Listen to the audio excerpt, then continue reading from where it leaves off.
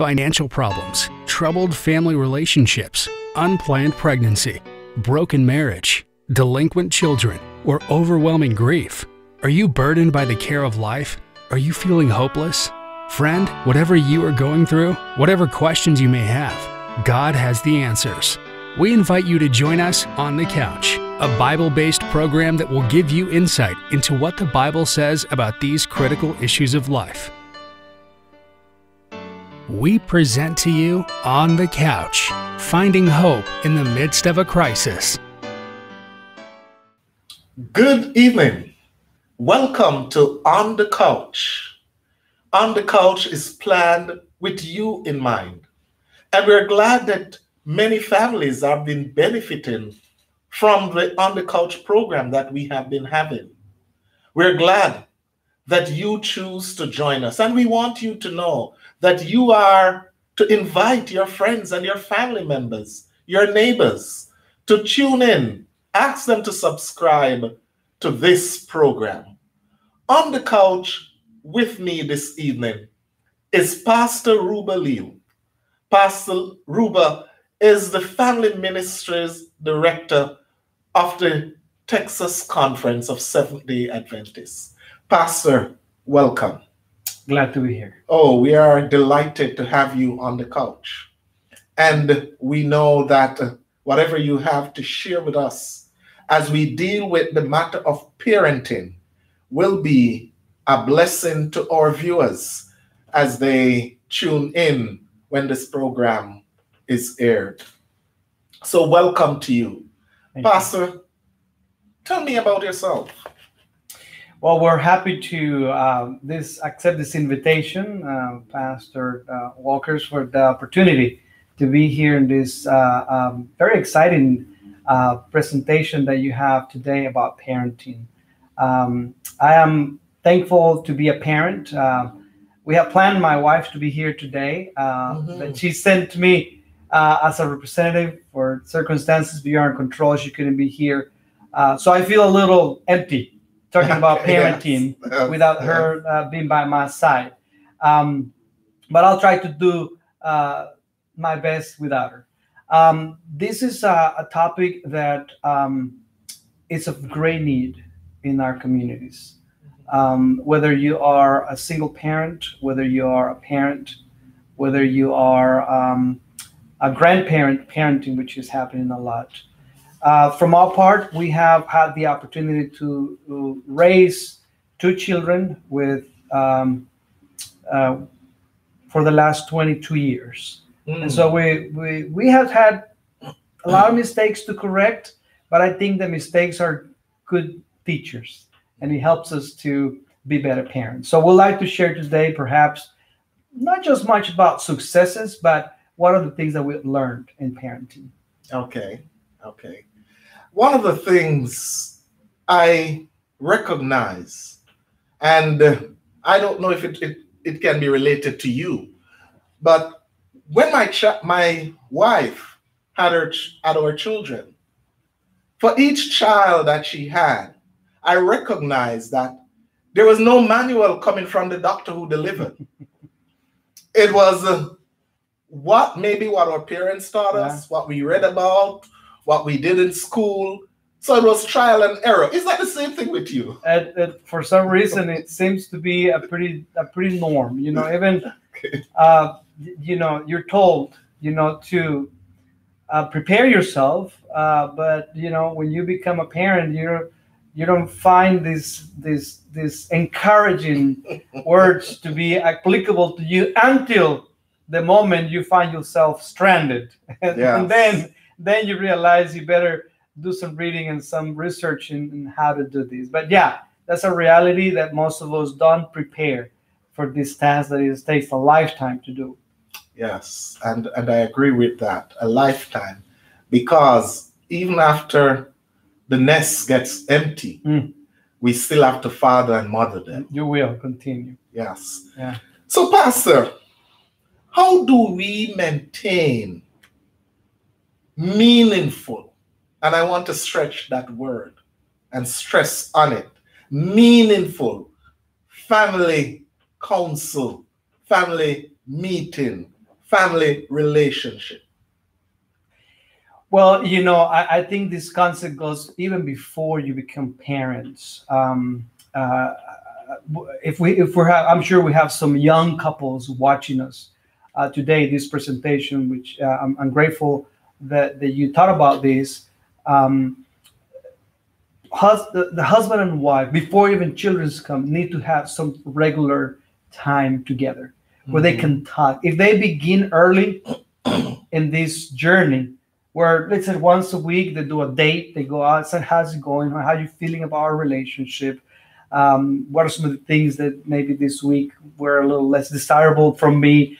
So if you start that without the children, it'll be a lot easier once the children come to continue that into the relationship. Of course, when they're little kids, it's hard to do that, but I would say two things that are a must if you want to develop these family times together of conversation, not just of fun, but we're talking about productive conversation, is meals together.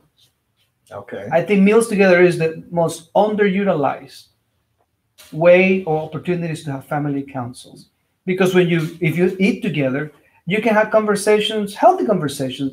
Meals are not a time to solve problems, because you want meals always to be joyful, but it's a time to have conversations that are things such as vacation time, or should we go next week, or different activities. If you foster that dialoguing while you're eating together, then when it comes to more serious matters, you already have a foundation that we know how to talk. You put the phones on the side before you come to the table, leave the phones in a little basket, right? And then have some conversation. I think that begins a good. And the second one, I would say, is family worship. When you develop some family worship time, it allows the family to have dialogues. When you read a text, let's not be just the father explaining everything or the mother explaining everything. Ask questions. Says, what do you think about this very hard text that we just read from the Bible? And have the kids talk about it. And that creates an environment of conversation. So again, when the hard issue comes, that we need to talk about difficult times, there is already some comfort of coming around the table and talking about different issues. Okay. You mentioned family worship. But let's face it, Pastor. We are living in modern days, 21st century. People don't have time for things like those. Yeah. Why family worship? Why we can't just go about our own business and do our individual worship? Why? What's the meaning of having family worship? Yeah. Well, depends on our audience that we're speaking here to. If this is an audience that we don't have any spiritual or faith background, this may not mean a lot. But if we're talking about people who have some type of knowledge about God, we definitely understand that a family without God's presence, it's nearly impossible to have a peaceful home. So family worships create an opportunity not only to connect with God, but also to connect with one another, to pray for one another. And we can get into the technicality of family worship, but this is not a time to do the whole thing. But I think it's important that families carve out daily a time to make sure that you present yourself, you expose yourselves to the source of peace and strength. Okay. And I want to agree with you on that. And if I may, I would like to share an experience that my family and I had. Might have been 10 or more years ago. But we were living in this community. And in that community, about 200 yards from our home was an Adventist home. And every morning, we would wake our children up, and at 5:30 a.m., we would have family worship, and would have that for half an hour. Little did we know how it impact that little circle that we were living in. Wow. Until when we were moved, we were now going into our own home. And one of the neighbors, two neighbors came across, one the Adventist and another. They came across to bid us goodbye. And one of the things that first the Adventist neighbor said was, "You don't know how much you guys have blessed us in the morning with your singing." And my wife and I, we looked at each other because we're saying, what? We didn't know that the angels were allowing those melodies to reach across to the neighbors. And the other one agreed. So yes, we are not only ministering to our family, our immediate family, but we are ministering also to those close to us, our neighbors. Absolutely. And yes, I also agree, if you do not believe in God, nonetheless, it was C.D. Brooks that said, we are wired to worship. That's right. So therefore, there is something you believe in, and somebody woke you up this morning. Somebody certainly did. So, and if I might pause here for a moment for even those viewers that are struggling with this, because we may not be able to talk about this later on, there's a little tool that I think is appropriate to make it available to those who are watching, and they can go. Probably you can put there the little website where they can download this copy for free, or they can order one, which is how to make family worship stress-free. Okay. Because sometimes parents feel that there's so much stress. We don't know what to do. The kids are rowdy. The kids are noisy. But I realize that when you get the kids engaged in something a little colorful and different than this, there's a little wheel that if you spin the wheel, it will point out what type of activities, and it gives you suggestions of activities that you could do for family worship. Good. Just a side note, which I think we find that very helpful too. Sure, and we will make sure to get that on our website, the Family on the Couch website, as we go along. We are busy people, and there is so much to do. We don't have enough hours in our day to do what we need to do. How can we, as parents, teach our children life skill when there is no time? We have to work, we have to run errands. There is so much. Absolutely, yeah. We all experience busyness. I think that's one of the maladies of society. There's not enough hours to do what we need to do. But so I think I'm finding a little amusing is we did have time to have children though, and so we seem to find time to do the things that we want to do, and I think I would suggest to young parents that if you have no time to be a parent, choose not to be a parent. It's better not to be a parent and then put your kids through abandonment, shall I say, But I think that we can solve that in a very practical way. If we engage our kids in our own duties, instead of we thinking, I'm going to do this for myself, but why don't we invite the kids to the bank? Come with me. We're going to do a transaction. Especially if they're a little older, right? That's part of life activity. Let them watch what you do, and you explain we don't use a lot of checks this day and age, but let's explain what an ATM does. Let's explain how do you get your money out and in, and it's a little field trip of doing certain things. Do you go to the mechanic? Take a child with you to the mechanic, and explain them why is it important to do some maintenance, oil change. What is the mechanic skills of the mechanic? Bring your child to as much as the life activities and life skills that you do. You already know how to do them. You do them regularly instead of just saying, just do this for myself because I cannot have this child. You'll be surprised that you are killing a lot of birds with one stone. You're spending time with your child. The child is excited that he's going out with you to something that my dad is taking me, my mom is taking me to do this. And number 3, they're watching you. We cannot underestimate the amount of learning the kids do just by watching us do life. But if we don't take them to do life with us, you miss out. We miss out. Our kids will miss out in all this. So you can take of a lot of things that you do, and of course there are some of the things that are not appropriate. You know, that the child presence is not preferable. But a lot of things we do in life, kids can hang along, tag along, and they will learn a lot of these life skills. Okay, yeah. The old school will tell us that in the olden years, you and my parents, it was said, children must be seen but not heard. And the form of discipline was completely different to what it is in these modern days. Yeah.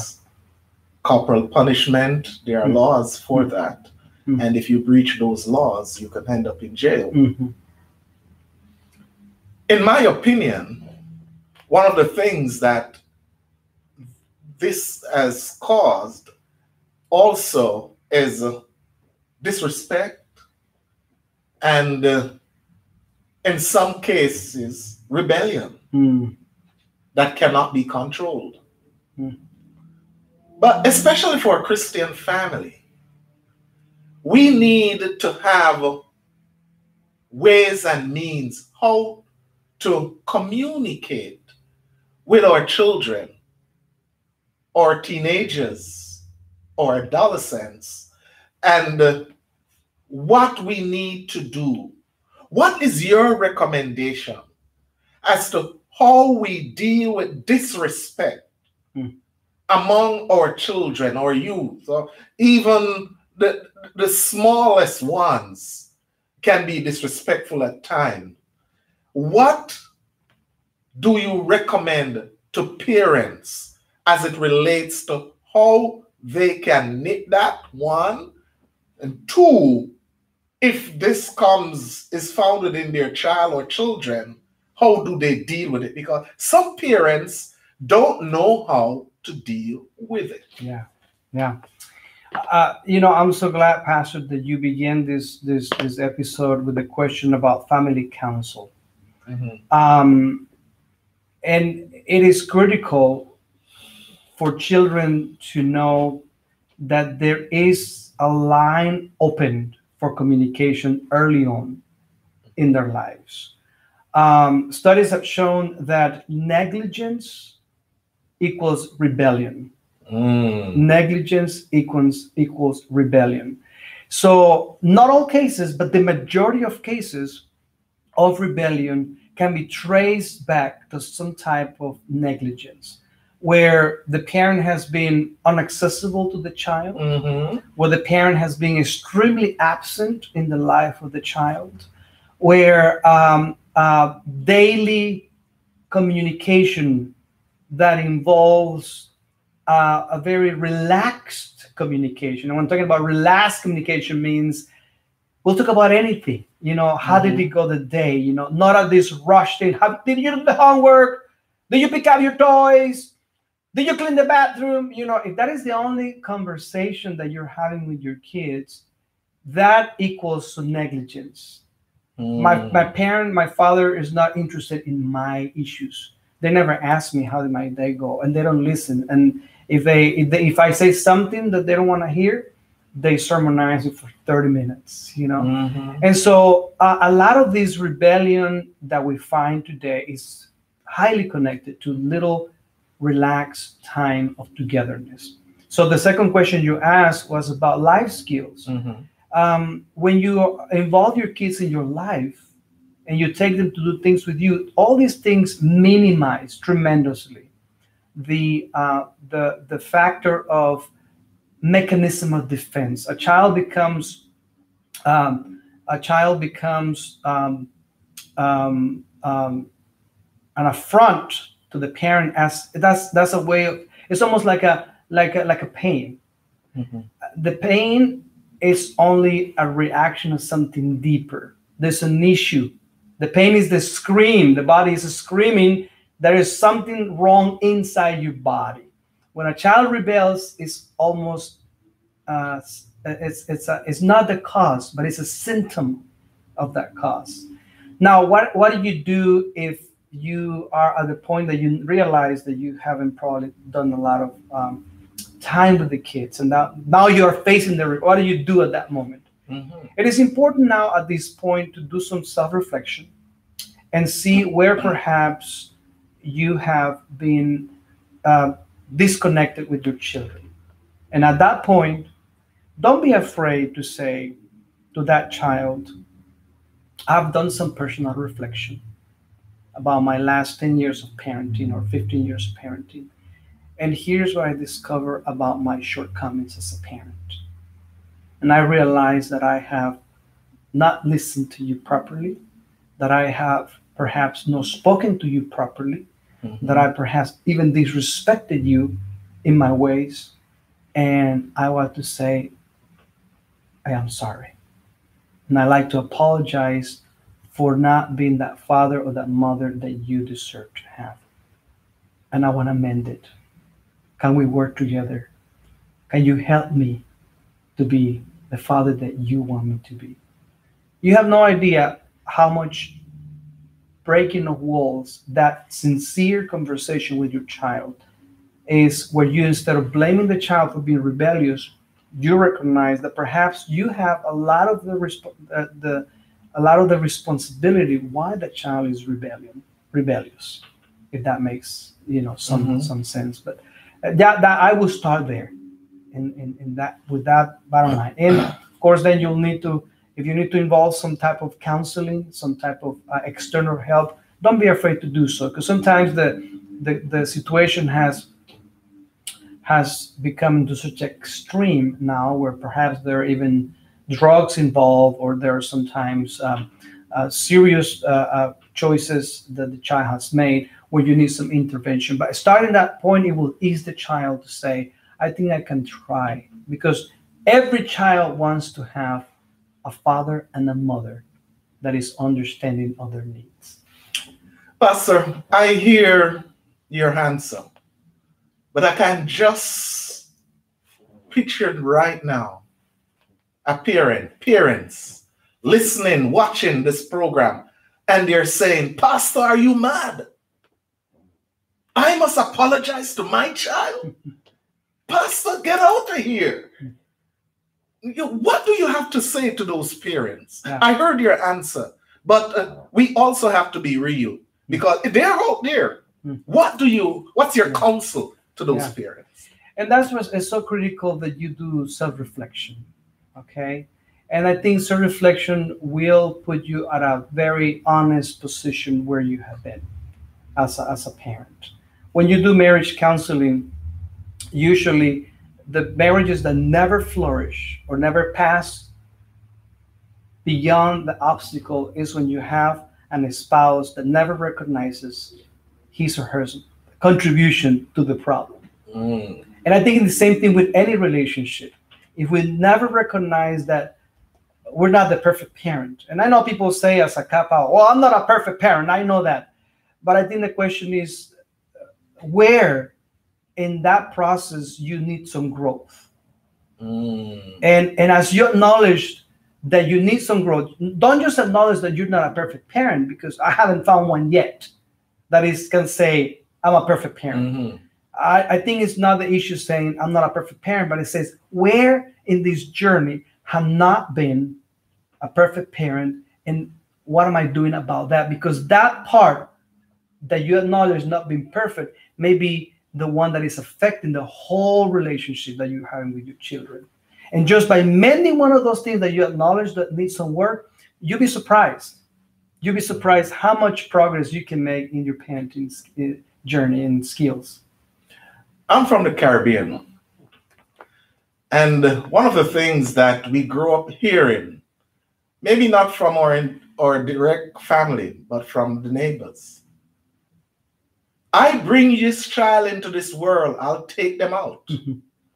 If they cannot respect me or respect others, I will take them out. What do you think about that? Yeah, well, that definitely hasn't worked. so, if we're gonna continue that route, definitely it will not work. The answers that you have given is so in order, and one of the things I would like to put in it is the whole matter what the advice that you have given does. It helps to bond. And it is very important. When I speak to couples preparing for marriage, I speak a lot about bonding. Because what bonding does is that it helps you to know each other and to spend time with each other. So, sure enough, but there are also those who are from the old school who believe, and rightly so in some aspect, that it takes a village to raise a child. But we have moved away from that. Yeah. And the new way of doing things, inclusive of child rearing, has been more imbibed into the lives of parents, and with parents going out there, both parents to work and to make ends meet and all of that. The child has been neglected. And in their neglect, because there's not family worship, because there's not reading of the Bible, because there's not praying together as a family, you find that the taste for church, for God, has become limited.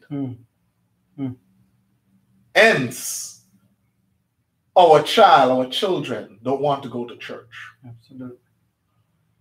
What can you do or say to encourage parents to be more careful with how they grow their children, to make them not hate church, but love to attend church? Absolutely. That's such a critical question, Pastor. We parents are perhaps the first and last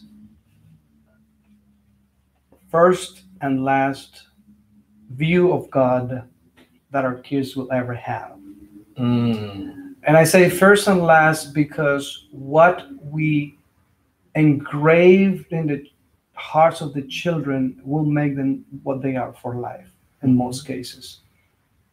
And so if my reflection as a father is this angry father, this domineering father, or this angry mother, or this violent parent, or this abusive parent, or this disrespectful parent. And when I say disrespectful, it could be with your own spouse, because the kids are watching how am I relating with my spouse. And then outside that, I claim some type of fellowship with a God that I want my children to follow. They will disassociate very rapidly from this God that you're claiming to worship and claiming to be the solution to the problems of humanity. So it is actually critical that our skills as parents reflect more and more the parenting style of God. And we find this parenting style throughout the scriptures very powerfully. A God who is slow to anger, a father who goes and finds the heartbroken and brings them home. This father who receives this prodigal child who's wasted half of the inheritance, and instead of recriminating, why did you just wasted my 30 years of hard savings, he throws a party for his rebellious child. When we as parents begin to portray that, it will automatically begin to create a desire to experience this God we're preaching to our parents, to our children. So you ask the question now, how do we encourage them to come to church? Because for whatever reasons that you may be that father, and still the children don't want to come to church. Yeah. Because we know that to any consolation, God the Father was the best father, and he's the best father in the world, and he lost 2 kids. You know, so you could have been doing everything in the best of your ability and still come out with rebellious children.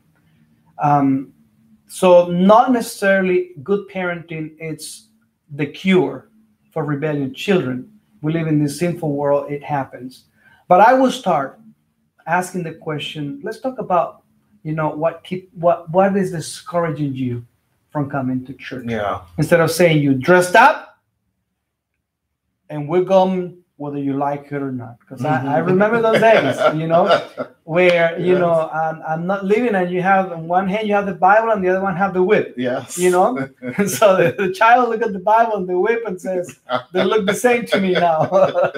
You know? But have conversations. Again, it's going back to that, and Claire, I commend you for beginning the conversation with family council. It all goes back to that open line of communication. Let's talk about what troubles you. Why is it that coming to church is a challenge to you these days? And listen to the children. And they will, if you sincerely want to hear and not justify anything that you want to do, and come out with the solutions together, you'll soon will find that the kids might be more quickly to come to church that you want to. I remember one time my son, he was younger, and I think he was about 14 years old. And he got up one day and he says, "Dad, you know what? I don't want to go to church." And, you know, me as a father and pastor is like, you have no options. You're coming with me to church, you know. But then I realized, I said, "I understand, son. Well, I hope you have a good Sabbath with Jesus today here at home. And let me know how it went with Jesus today."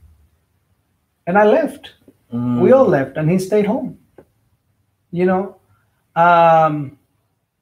that issue was never, ever brought up again. Next Sabbath, he was, but I'm almost wonder what would have happened if I would have just said, "Get out of your mind. We're going to church whether you like it or not." You know, I wonder if that would have been, what would have been the result. But I think have been understanding that the kids, they have their periods of times where they need to. And one last thing on this, which is critical, Pastor, is if they're younger and they don't want to come to church, if it's a child that is anywhere between 8 and 12 and 13, that's really a rare. Usually that happens when the kids are like 15 and older. But if you have a child that tells you, "I don't want to go to church, I want to go to that Sabbath school," red flag.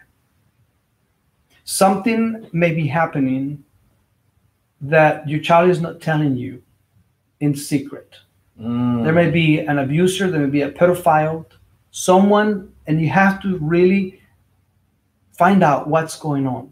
Because usually kids at that age, that young, they want to come to church. They will not tell you. But if they tell you they don't want to go to Sabbath school or the Sunday school, whatever, you know, you're going to find out in a very, very relaxed conversation what is going on. So your advice to parents with children in that age group is do not rush them or demand that they come to church, but find a way, if they are refusing to come, as to what's the reason. What is the reason? Because there may be something that they're not sharing. They're not sharing. And this is something we want our viewers, our listeners, to take note of. And oftentimes as parents, we are hasty because we believe that, hey, church is the place to be. Yeah. So how dare you? But we must be wise. And plus we know our children. Yes. You know, so we must be wise in that. The earth, the world, is filled with disaster, all different kinds. And this has brought discouragement on the godly and the ungodly. Yeah, absolutely. Our young people, our children, they are looking on. And some of them are wondering, who is this God? My friend have cancer. My mama is sick with a terminal illness. Why should I worship this God who is so mean to those whom I love? Yeah. Contextualize that for me and give us some advice. Yeah,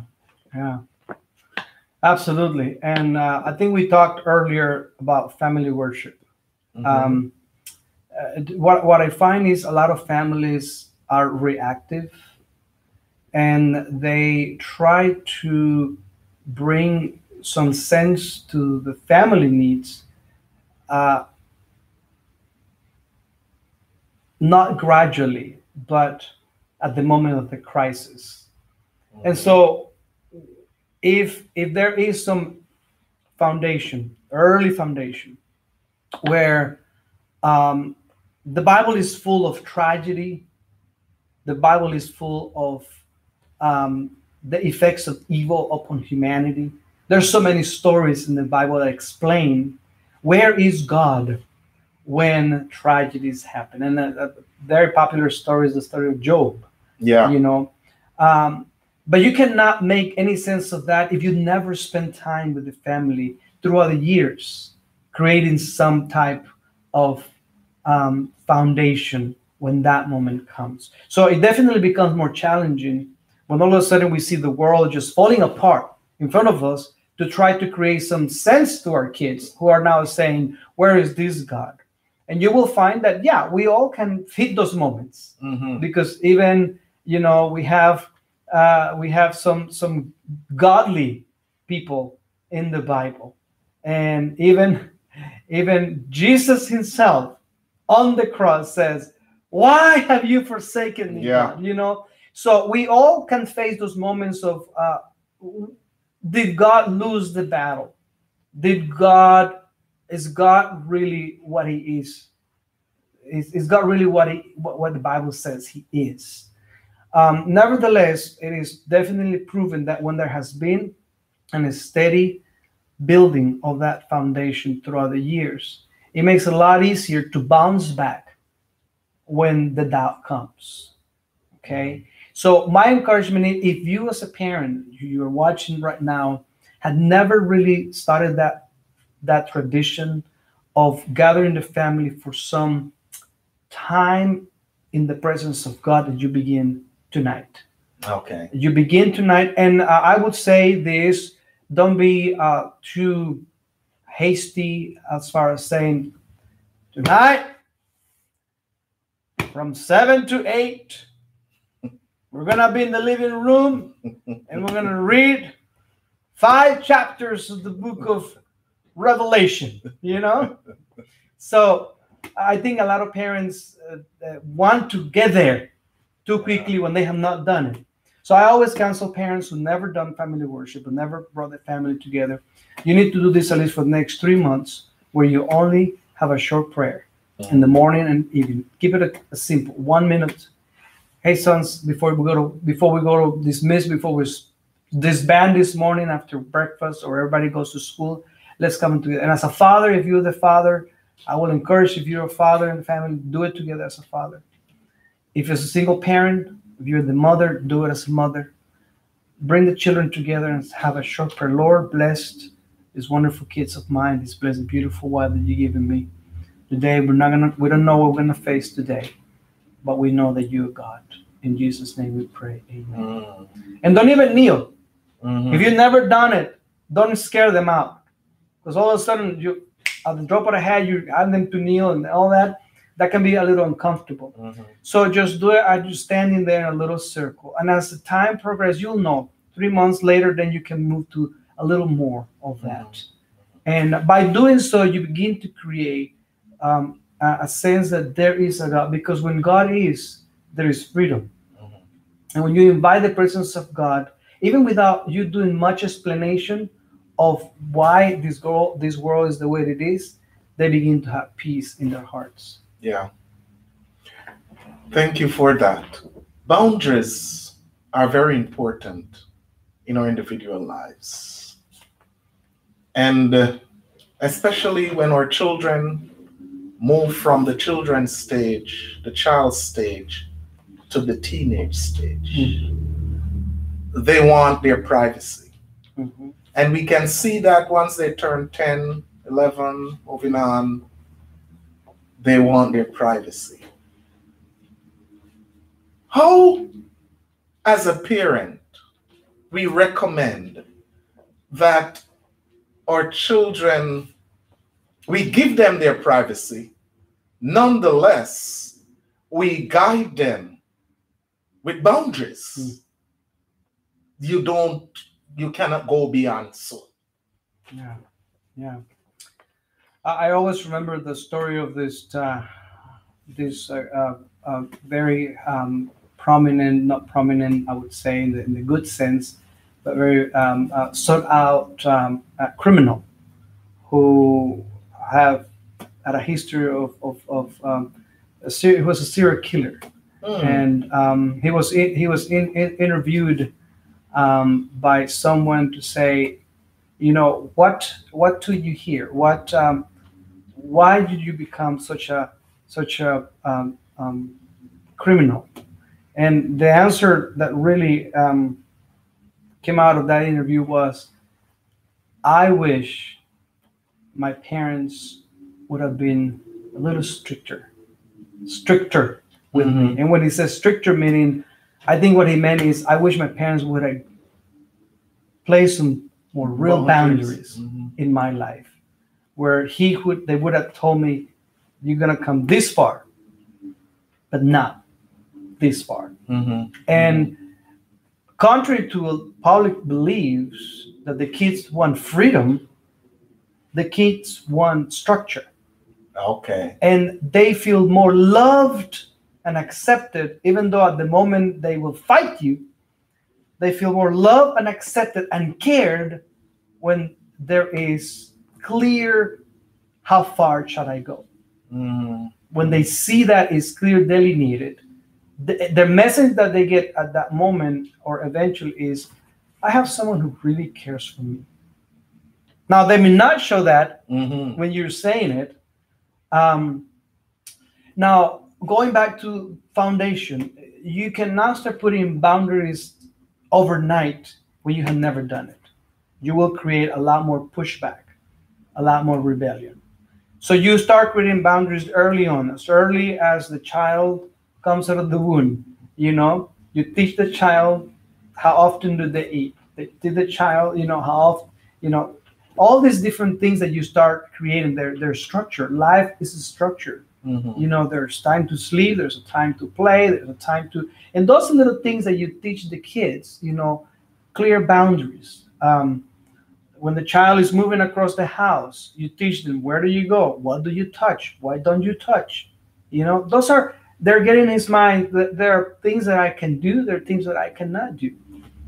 But if you have been too lax or neglectful throughout the life, and now you wake up and you realize, whoa, what have I done? I have led these kids thinking that was the best way for me to love them, let them do whatever they want to and give them whatever they want to.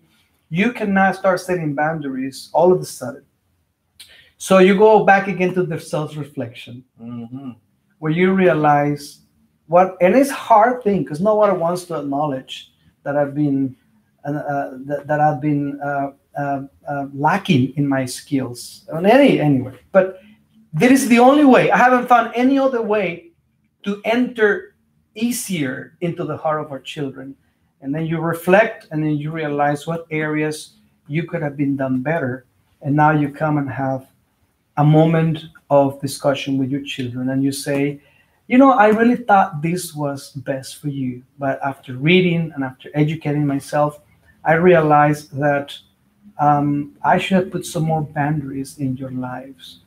Now it is kind of late for me to all of a sudden give you boundaries. However, it's never too late to start somewhere, because this is the benefit for you. And then you lay out for them the carpet and you say, let's talk about, for example, let's talk about video games. Let me give you an example. You know, the parents think that video games should raise the kids 8 hours playing video games, you know? So you talk to them about what are some of the benefits and what are some of the not benefits of video game and how, you know, they help you or not. And then you have them help you create their own boundaries. Have them choose their own boundaries. How long is too long for you?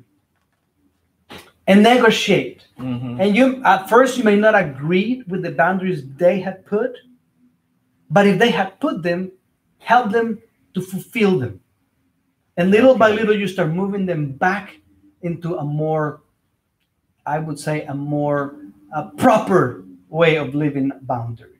But it's more aggressive, and that's for a parent who all of a sudden woke up, right? I'm just talking, you know, for a parent who just realized that he needs to start. Invite them into the conversation.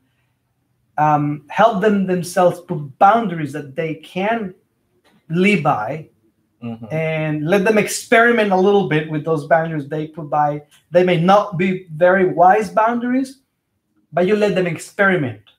And if they do well, then they will be more willing to set more straightforward boundaries that are more healthy for their lives. Yeah. Pastor, it is so strange when we're having a good time, how time runs so fast. And therefore, we will have to end this interview at this time. But before we do so, I want you to speak to the parent out there this evening. Share with them how important it is, one, to guide their child, their children, to gain their confidence and respect, and also to point them to the fact that there is a creator. There is one who woke them up this morning. Whether that there are going to be many parents viewing this program inside the US and outside. There are going to be those who believe in God and those who don't. But we want to impact the lives of the parent that has a child or children this evening to say, hey, be cognizant of the fact that you are not alone in this. And there is a higher power than you if you don't believe in God. And if you believe in God, then you need to understand that he should be served as you lead your children along. Yeah. If I only have 1 second to summarize this, and it may sound a little ungodly what I'm about to say. Okay. Right? But I would say have lots of fun. What does fun has to do with pointing my children to God? I would say almost everything. When God created Adam and Eve, he created fun before he created the Sabbath. He made the most appealing, the most desirable, the most exciting place before he talks to them about spiritual things. He gave them the entire garden. He gave them everything that the eye should enjoy. And then at the end of that week, after they enjoyed that few hours, of course, haven't been created for too long, then God introduces the spiritual part. I have discovered, Pastor, that when we have fun with our children, the door soften, the door of the heart is so soft to the things of God. When we laugh together, when we play together, when we do fun things together, And then at the end of that moment, I sit and I said, isn't God so good to us? Look how much fun we had today. They will say, yeah, Dad, this was the best day of my life. Mm. And what you're doing is you're pointing that child to the source of fun. Okay. Because good fun comes from God. Bible says that every good gift and feeling good, it's a gift from God. Feeling loved is a gift from God. Feeling understood is a gift from God. So let me just wrap out with a little simple tool here. You know, we talked about two of these. There are many. This one's for family worship. This is, we call it a family fun spinner. Mm-hmm. You know, where, you know, the kids come and says, I'm bored. I don't know what to do. And the father says, shut up. Go over there, do your homework. I'm busy right now. What your kid is telling you is, I want to do something with you that is special, that is meaningful. And what a lot of parents don't realize is this time that you'll be with that child is so short. The time that the child will be wanting to do something with you is so short, and we push it off and push it off, and when we realize we lost them.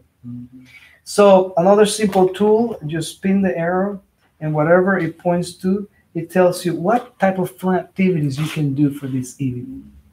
And after that fun moment, they will have no objection for you to say, tell me, would you like to have more of this loving and fun God in your life? Yes, Daddy, this was very good. Thank you. Why don't we pray together here and we thank God for giving us each other, that we can have such a good time together. Because God is all about relationships. And in this planet, you cannot forge relationship unless you have good times. Wow. Wow. Pastor, I really want to thank you. My pleasure. And for our listeners or viewers, I want them to know that your special area is indeed family ministries. And you have a wealth of experience in that. And many families have been better because of your counsel. So we here at Philam and Access, we really want to thank you for taking the time out to be with us on the couch. My friends, we are thankful to you for viewing, for joining. We want you to know that you can send your questions in to onthecouchministry@gmail.com. We want to hear from you. Please subscribe to On the Couch. Invite your friends, your co-workers, your schoolmates to be a part of this, because we want to help you. We want to help your family to be better family. And if your family can be better, your community will be better. So, On the Couch is geared towards helping to assist you as an individual and as a family with God-given Bible-backed information to your questions that so often are asked, but there is no answer. I want to thank you for joining us. Until we meet again, remember, Friday evening, Central Time, 7 p.m. to 8 p.m. Join us on the couch. God bless you.